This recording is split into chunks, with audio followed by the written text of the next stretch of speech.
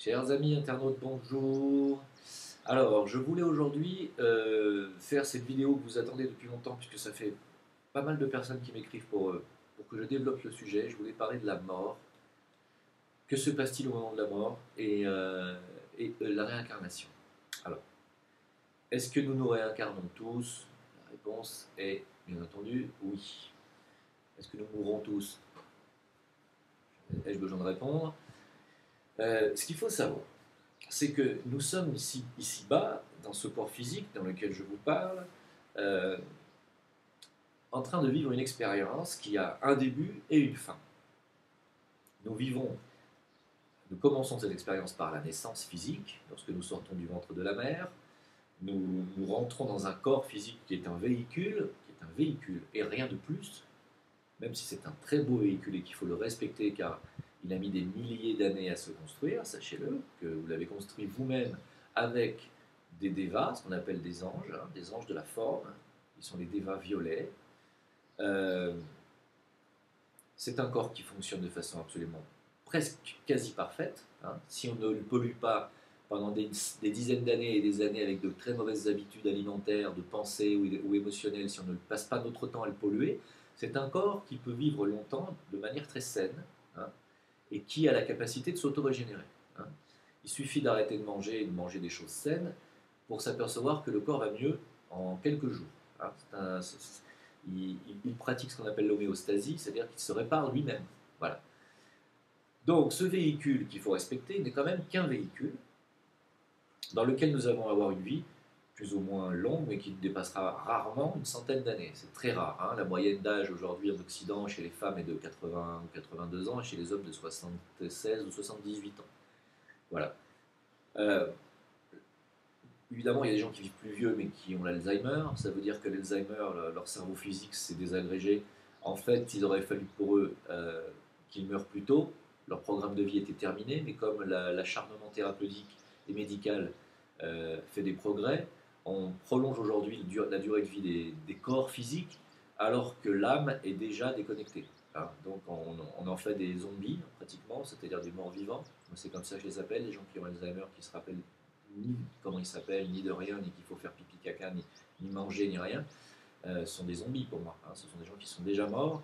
Et l'âme, en fait, en réalité, a déjà voulu casser cette cordelette d'argent, mais la médecine, en fait, s'oppose à cela. Donc, en fait, si vous voulez, l'acharnement thérapeutique vous fait perdre du temps en ce qui concerne votre avancement spirituel. Voilà.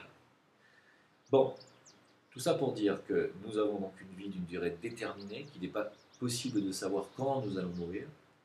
Ça serait, à mon avis, mieux, parce que si on était tous conscients qu'on va mourir un jour, et si on savait combien de jours il nous reste, je pense que peut-être on se hâterait à faire les choses qui sont les plus importantes pour nous, et peut-être on perdrait moins de temps en futilité, en colère inutile, euh, en loisir, en oisiveté, etc. Peut-être qu'on se mettrait à la tâche sur ce qu'il faut vraiment qu'on fasse. Hein. Malheureusement, c'est comme ça. Quand on s'incarne, on oublie immédiatement nos anciennes vies. Donc vous allez me dire, à quoi ça sert? À quoi ça sert qu'on se réincarne puisqu'on oublie nos anciennes vies? Alors, d'abord, primo, sachez que vous oubliez vos anciennes vies dans une certaine limite. C'est-à-dire que euh, quand on se réincarne, on va prendre un véhicule qui correspond au véhicule que vous aviez dans la vie d'avant. Voilà. C'est-à-dire que si vous étiez quelqu'un qui, par exemple, euh, avait acquis une certaine maîtrise de vos bas instincts, si vous saviez manger juste à votre faim mais comme il faut, si vous aviez fait un travail sur votre appétit, si vous aviez fait un travail pour avoir un corps sain, avoir un corps relativement bien musclé, si vous avez fait un travail sur votre sexualité, à ne plus avoir une sexualité effrénée, etc., etc., dans votre vie suivante, vous aurez un corps qui correspond à cet état vibratoire dans lequel vous l'avez rendu, dans la vie d'avant. Hein. Donc, en fait, on n'oublie pas tant que ça. Et le corps a une mémoire. Quand on dit que notre corps a une mémoire, c'est tout à fait juste. Notre corps a une mémoire, et c'est le corps éthérique qui a une mémoire. Hein. Pas le corps physique, c'est le corps éthérique, qui est le moule énergétique du corps physique. J'en ai déjà parlé. Allez voir ma vidéo sur les corps énergétiques, vous comprendrez. Hein. Donc, le corps a une mémoire. Notre corps émotionnel a également sa mémoire propre. Il va se souvenir de vos traumatismes émotionnels, il va se souvenir de vos traumatismes affectifs, et vous vous réincarnerez avec vos traumatismes et avec aussi avec votre amour inconditionnel, avec la compassion que vous avez à donner aux autres. Tout ça, ça ne se perdra pas. Lorsque vous aurez atteint un degré spirituel où vous aurez compris qu'il faut donner, il faut faire don de soi, il faut avoir propre, enfin, que vous aurez envie de donner de l'amour aux autres, quand vous vous réincarnerez dans un autre corps, vous aurez un corps émotionnel qui sera toujours là, qui va venir s'incarner, ça sera votre corps émotionnel, avec toujours ce même engouement vers les autres, vous ne perdrez rien. Et c'est idem pour votre corps mental. Votre corps mental, vous l'aurez amené à se concentrer vers des sujets qui sont des sujets de valeur ou pas. Est-ce quelles sont les choses qui vous intéressent le plus dans cette vie? Vers quoi vous vous concentrez le plus votre attention? Vous allez vous réincarner avec un corps mental qui correspondra, qui sera le corps mental que vous aurez quitté dans cette vie. Voilà. Alors comment c'est possible ça? C'est possible parce que nous avons dans chacun de nos corps ce qu'on appelle un atome permanent. Alors, un atome permanent, c'est-à-dire que c'est un atome, comme son nom l'indique, qui va enregistrer, qui sert de mémoire, d'enregistreur, de mémoire ROM, si vous voulez, c'est-à-dire une mémoire qui ne s'efface pas, qui va enregistrer tout ce qui est négatif ou positif pour vous, pour votre corps physique, votre corps mental, votre corps émotionnel, ainsi que vos mauvaises et bonnes actions, c'est-à-dire ce que vous aurez fait de mal aux autres ou ce que vous aurez fait de bien, dans votre corps causal, car nous avons un autre corps qui s'appelle le corps causal, et comme son nom l'indique, est le corps des causes qui va, dans votre prochaine incarnation, déterminer votre bon ou mauvais karma, c'est-à-dire ce que vous aurez à payer ou ce qu'on vous rendra. D'accord? Ce corps causal, il a aussi un atome permanent, d'accord, qui se situe dans le mental supérieur, hein, car le mental est divisé en deux. Il y a un mental inférieur et un mental supérieur, il y a donc deux atomes. Hein. Donc, vous avez un atome permanent pour le corps physique, qui va vous rendre un corps physique équivalent à celui que vous aurez quitté. Vous avez un atome permanent émotionnel dans le corps astral, qui vous permettra de retrouver votre état émotionnel que vous avez eu dans cette vie-là. Puis vous aurez un atome mental inférieur qui vous rendra les capacités mentales que vous aviez dans cette vie au niveau de votre mental inférieur, c'est-à-dire de votre capacité à vous concentrer, à analyser, etc. Votre QI, ce qui ne vous rendra pas votre culture. Sachez bien que la culture est uniquement un emmagasinage de données. Hein, c'est la mémoire RAM de l'ordinateur. La culture, ce que vous savez sur les crocodiles ou sur les aborigènes, ou ce que vous aurez appris sur les racines ou le cosmos, ou X sujets qu'on apprend à l'école et dans les livres, tout ça, ça va disparaître. Ça disparaîtra comme on efface une mémoire RAM. Hein. Mais par contre, la façon dont vous serez mis au travail dans une direction bien précise, parce que vous avez été un chercheur, parce que vous avez absolument voulu faire des choses positives dans votre vie, vous avez utilisé votre mental à faire des choses bien constructives, etc., ça sera marqué de manière définitive dans votre mémoire ROM, qui est votre atome permanent mental inférieur. Ensuite viennent vos bonnes et mauvaises actions qui seront marquées dans votre atome permanent du corps causal, et ce sera définitif. D'accord ? Donc c'est grâce à ces atomes permanents que vous vous réincarnerez avec un karma aussi. Et ce karma, bien, vous devrez on va dire quelque part, le régler et non pas le payer. Ce n'est pas une question de dette. On dit des dettes karmiques, c'est un terme inapproprié. C'est des termes qu'on prend parce que bon, on n'a pas les mots pour eux. Et en réalité, c'est une question de rétribution. Vous avez pris des vies, si vous avez été un tueur en série, vous avez fait du mal à des enfants, à des animaux, vous avez massacré en prenant plaisir, etc., etc. Ce sont des choses que vous devrez rétribuer. Vous avez perturbé le cours de la vie de certaines personnes, vous devrez rééquilibrer tout ça. C'est ça le karma, c'est un rééquilibre. Hein. Vous allez vous réincarner, plus ou moins avec de la chance ou de la malchance. Hein.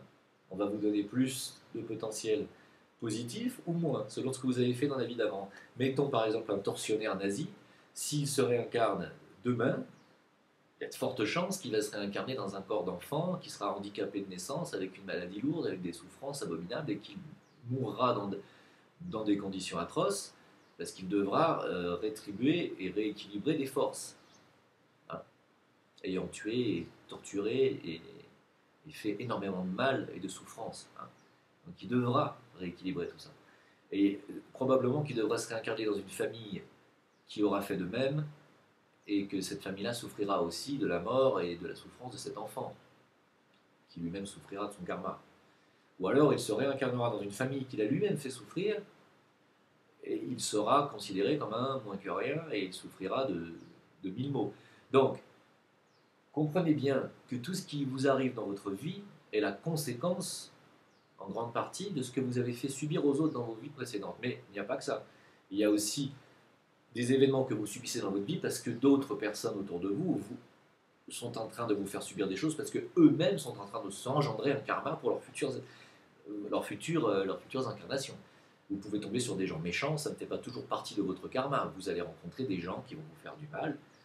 Si vous, à partir du moment, ce qui compte pour vous, c'est que vous ayez compris qu'il ne faut plus faire de mal, ni physiquement, ni émotionnellement, c'est-à-dire de ne pas torturer affectivement les gens, pas faire de chantage affectif avec, voilà, pas pratiquer le sadisme, ni verbal, ni intellectuel, ni émotionnel, ni sexuel, ni physique, ni rien. Voilà.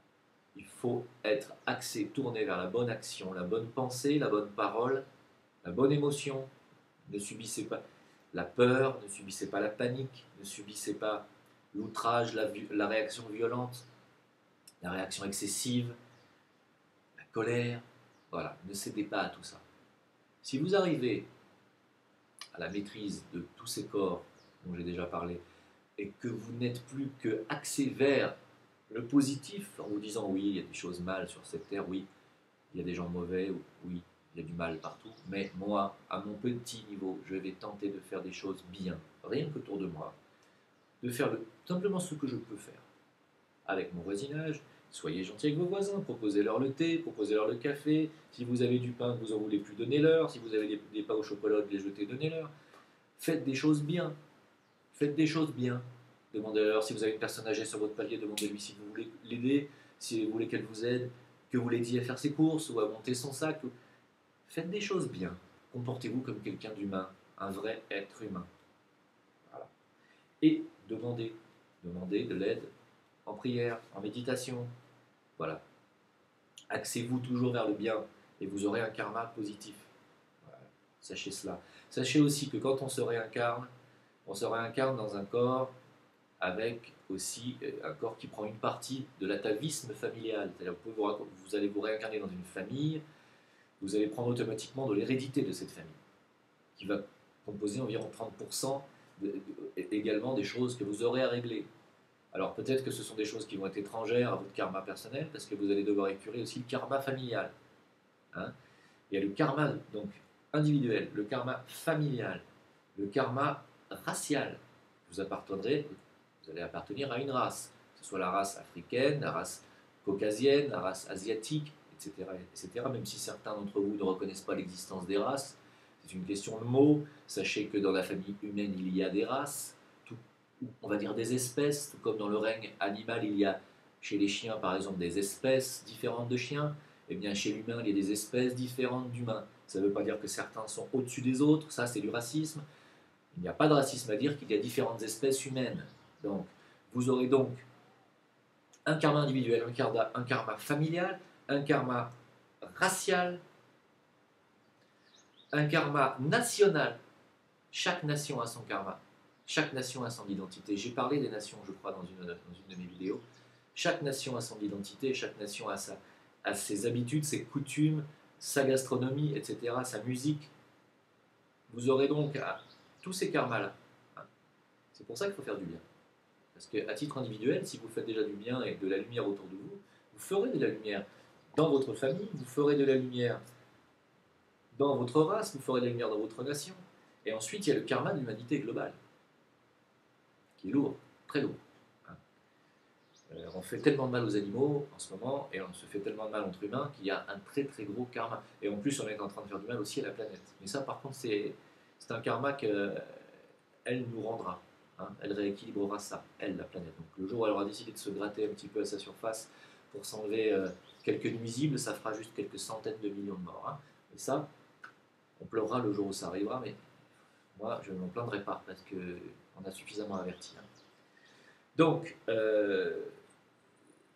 en ce qui concerne les animaux, sachez qu'on tue en France, rien qu'en France, 3 millions d'animaux par jour.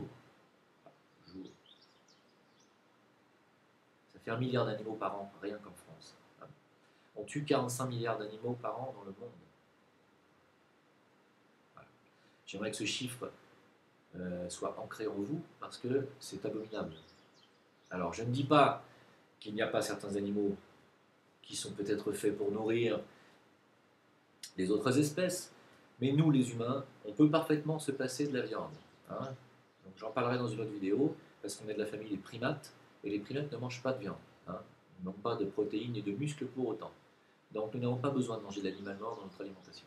Toutefois, on ne se rend pas compte que quand on prend un poulet au supermarché, ou que quand on prend une côte de veau, eh bien, on a tué des animaux et on les a fait vivre, et on les a tués dans des conditions absolument abominables. Que quand vous mangez de l'agneau ou du veau, vous mangez du bébé mammifère, et que les mammifères sont nos jeunes frères. Vous faites comme vous voulez avec cette donnée maintenant. C'est un sujet qui me touche à cœur, donc j'en parle avec un petit peu de passion, ce qui n'est pas très bon pour moi. Je vais revenir à mon sujet.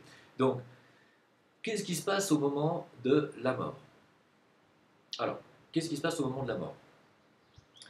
Eh bien, cette cordelette d'argent qui maintient votre corps, votre triple corps, hein, c'est-à-dire physique, émotionnel et mental, notre personnalité incarnée dans ce corps entier qui parle et qui ressent des émotions et qui ressent de la douleur et qui a de l'énergie, est reliée à notre âme, qui est notre vrai moi, notre moi supérieur, par une cordelette d'argent, qu'on appelle le sutratma, et qui est une cordelette d'argent qui a donc un triple foyer qui donc se tient dans 3 endroits dans le corps, qui est attaché à 3 endroits dans votre corps. Il y a une partie de la cordelette qui est attachée derrière votre cerveau physique, dans l'alta major, l'autre partie qui est attachée dans le ventricule gauche de votre cœur, éthérique, et il y a une autre partie de la cordelette qui est attachée dans votre foie. Voilà. Quand l'âme décide de mettre fin à l'expérience, à votre vie terrestre, elle retire la cordelette d'argent du cœur physique et c'est l'arrêt cardiaque. Le reste de la cordelette se détache de votre cerveau physique, puis de votre foie. Et c'est la mort clinique, physique, c'est terminé. Que se passe-t-il ensuite? Alors, tout d'abord, il faut savoir que pendant les 3 jours qui vont suivre, vous allez revivre, toujours dans votre corps physique, votre vie que vous venez de vivre pendant ces 80 années qui viennent de s'écouler, par exemple, vous allez la revivre à l'envers, c'est-à-dire par les derniers événements que vous avez vécus jusqu'à votre naissance. Vous allez tout revivre à l'envers, comme ça. Et ça va prendre environ 2 à 3 jours, parce que chaque événement marquant va justement s'inscrire dans vos atomes permanents pendant ces 3 jours. C'est pour ça qu'il ne faut pas toucher à un corps pendant 3 jours, ni l'inhumer, ni le brûler, ni rien du tout. Hein. Donc, pendant ces 3 jours-là, vous allez ce qu'on appelle vivre la revue, hein, la revue de votre vie. Et les événements marquants positifs et négatifs vont s'inscrire dans vos atomes permanents. C'est très important cette phase-là, donc surtout marquez bien dans vos testaments que vous ne voulez pas qu'on vous touche pendant 3 jours suivant votre mort physique. Voilà. Je pense qu'il serait même bon de refuser la thanatopraxie qui consiste à vous mettre du formol à la place du sang, etc. Hein. Ne vous faites pas toucher, laissez-vous comme ça. Moi, je conseille ensuite la crémation, car les cimetières sont des lieux de pollution éthérique pour la planète. Sachez que votre corps éthérique va mettre énormément de temps à se désintégrer, enfin, à retourner aux éléments essentiels éthériques de la planète, parce que tant que votre corps physique sera là, dans la tombe, votre corps éthérique chimique, le premier corps éthérique, va rester en suspens autour du corps physique jusqu'à ce que le corps physique soit totalement désagrégé. Donc, à vous de voir. Alors que dans la crémation, les éléments de vos corps éthériques sont immédiatement libérés et repartent dans les atomes universels de l'éther planétaire. Hein. Donc c'est beaucoup plus sain. La crémation est beaucoup plus saine. Elle évite les pollutions de toutes sortes. Hein. Donc pendant ces 3 jours, vous allez vivre de votre revue, puis vous allez partir, votre conscience va aller habiter votre corps astral, temporairement, et vous allez donc, comme ceux qui pratiquent la sortie astrale, pouvoir vous déplacer dans un autre plan, qui est le plan astral. Vous allez encore être conscient et pouvoir voir un petit peu de haut que vous quittez le monde terrestre. Vous allez voir vos proches, vous allez les voir souffrir, vous allez les voir pleurer, ça va vous rattacher à la terre. Il faut le dire ça aussi, il faut être conscient, il faut dire à vos proches de ne pas pleurer, de ne pas être trop triste, de ne pas souhaiter que vous reveniez, car ce sont des pensées, des émotions qui vous rattachent à la terre et qui vous empêchent de vous élever, qui vous empêchent de partir dans votre prochaine destination, qui est un autre monde qui vous attend. Le monde qui vous attend est le monde qui correspond à votre état spirituel vibratoire. Si vous êtes un athée complet, vous ne croyez pas en Dieu ni à la vie après la mort, et que vous ne croyez en rien du tout, vous pensez qu'après la mort il n'y a rien, eh bien vous allez vous apercevoir qu'après la mort il y a quelque chose, que vous êtes toujours vivant, que vous pensez, que vous réfléchissez toujours.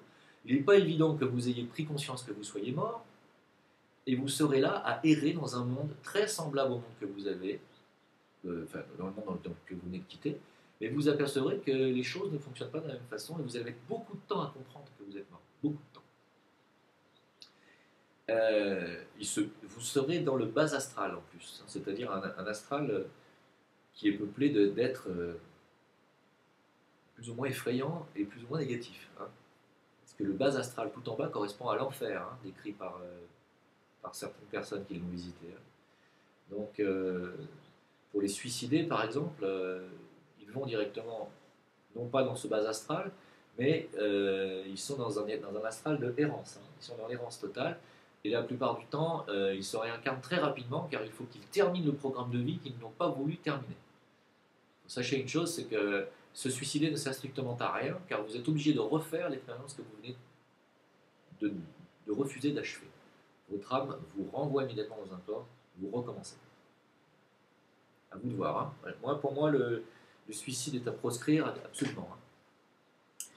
Si vous êtes quelqu'un de spirituellement, c'est-à-dire religieux, vous allez vivre dans un astral où vous êtes imaginé tel que vous l'êtes imaginé, c'est-à-dire vous allez avoir affaire à des gens qui vont vous faire croire qu'ils sont Jésus, Mohamed, tous les prophètes, mais ce ne seront pas les vrais.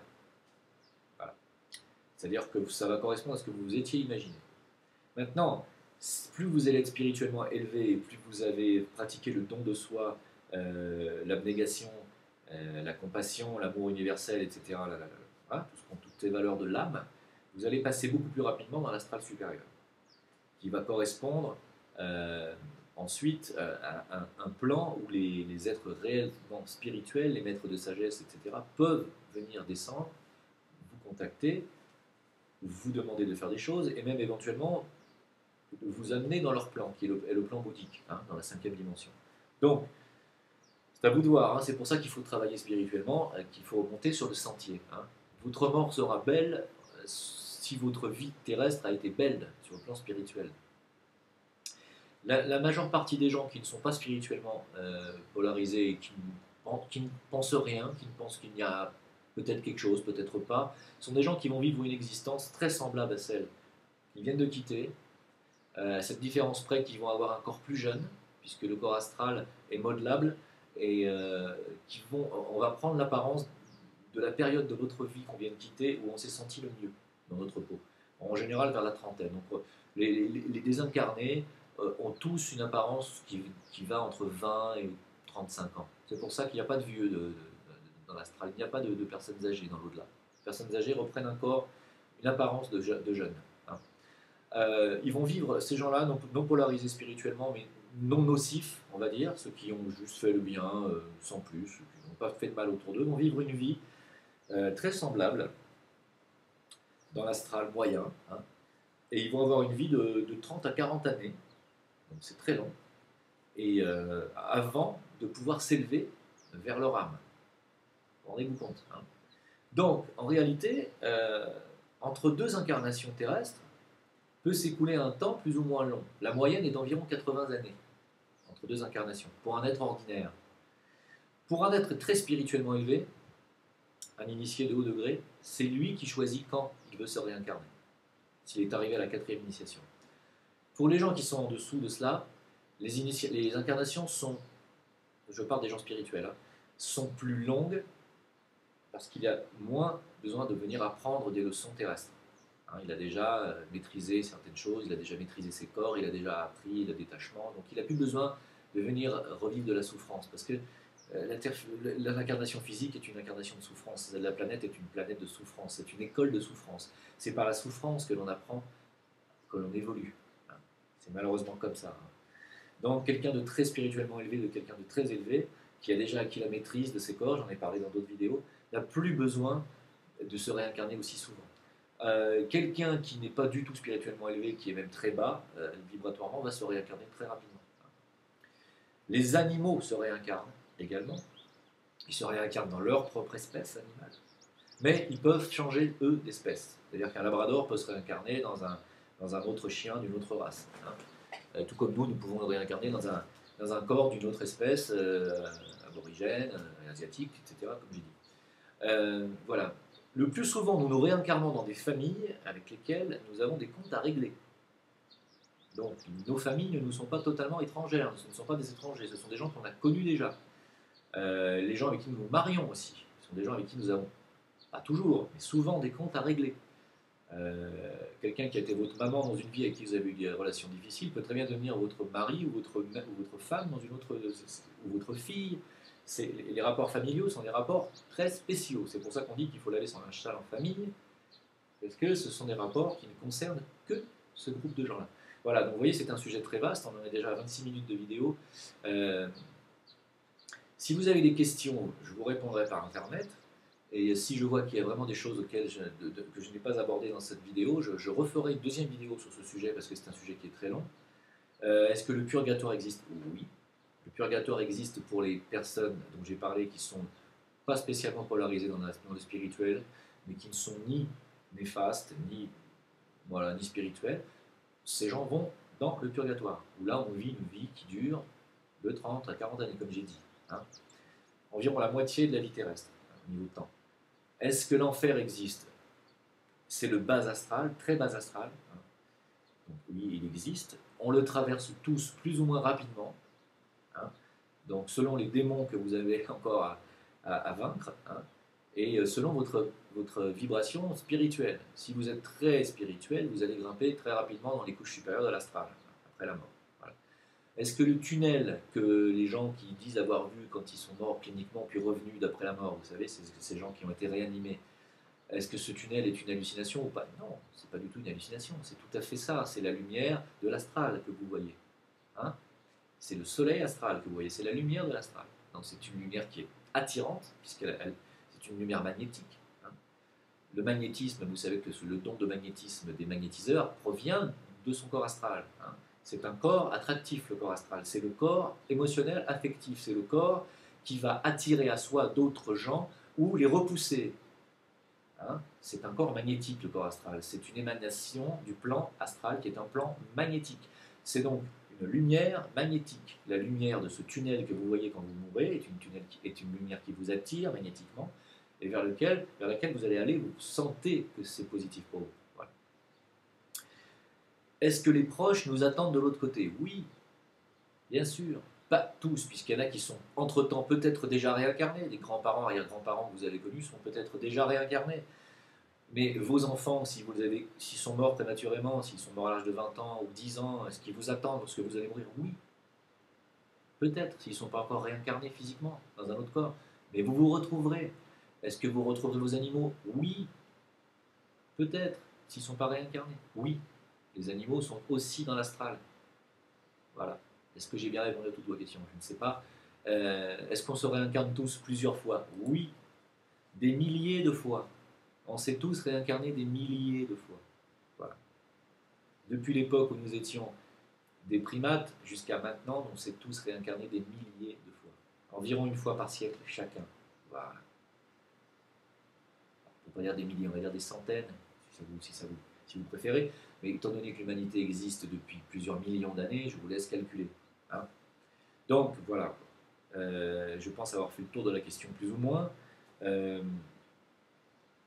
Donc sachez que pendant votre vie dans l'au-delà, vous allez fabriquer votre futur corps dans lequel vous allez vous réincarner. Vous allez choisir la famille dans laquelle vous allez réincarner selon votre karma avec les anges karmiques et les êtres qui s'occupent de cela dans l'au-delà. Il y a des êtres qui s'occupent de cela. Avec eux, vous allez choisir votre future famille, vous allez voir votre future incarnation, et le plan de vie va vous être inscrit aussi dans votre plan mental supérieur. Donc vous pouvez parfaitement y accéder.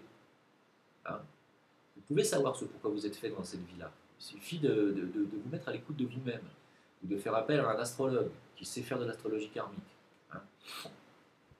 Je parlerai de l'astrologie dans une autre vidéo. Hein. Je pense avoir répondu à peu près à toutes les questions, importantes du moins. Voilà, je crois que je peux vous quitter sur cette phrase. Je vous laisse méditer à tout cela et j'attends vos questions avec impatience si vous en avez. A très bientôt pour une autre vidéo. Bonne continuation.